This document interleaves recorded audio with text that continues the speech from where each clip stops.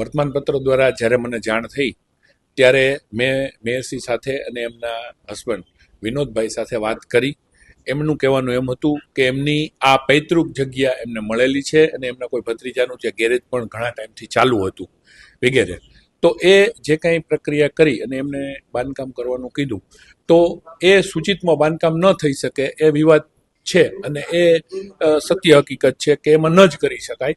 તો એ મુજબ એમને નોટિસ પણ તંત્ર દ્વારા પાઠવવામાં આવી છે અને મારે એમની સાથે વાત થઈ તો મેં પણ એમને કહ્યું કે તમે જે કાંઈ ડોક્યુમેન્ટનું કહો છો એ ડોક્યુમેન્ટ રજૂ કરો અને તંત્ર આમાં જે કાંઈ તપાસ કરી અને જે તંત્ર નિર્ણય લેશે એમાં અમે એ નિયમને ફોલો એ કરશે. કે દરેક નિયમ દરેક નાગરિક માટે સરખો જ હોય છે અને એમાં મેયરશ્રી પણ બાકાત નથી.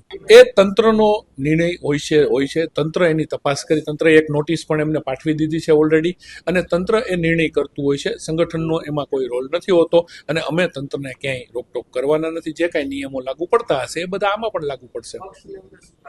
પક્ષ લેવલે અત્યારે તો અમે અમારા રાષ્ટ્રીય અધ્યક્ષ શ્રી આવ્યા છે એટલે અમે એમાં પડેલા છીએ, પણ આ બાબતનું તંત્ર જે કાંઈ નિર્ણય લેશે એ બાબતનું પક્ષના મોવડી મંડળને જાણ કરી અને પક્ષ દ્વારા જે કાંઈ સૂચના આવશે એ મુજબ અમે આગળની વાત કરીશું.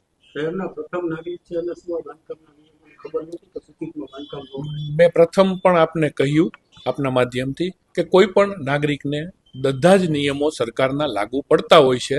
એમને એમના હસબન્ડ વિનોદભાઈને પણ મેં આ જ વાત કરી કે ભાઈ આપણે આ બધા જ નિયમોનું પાલન કરવું જોઈએ, સૂચિતમાં બાંધકામ ન થાય એ એમને પણ મેં વાત કરેલી છે.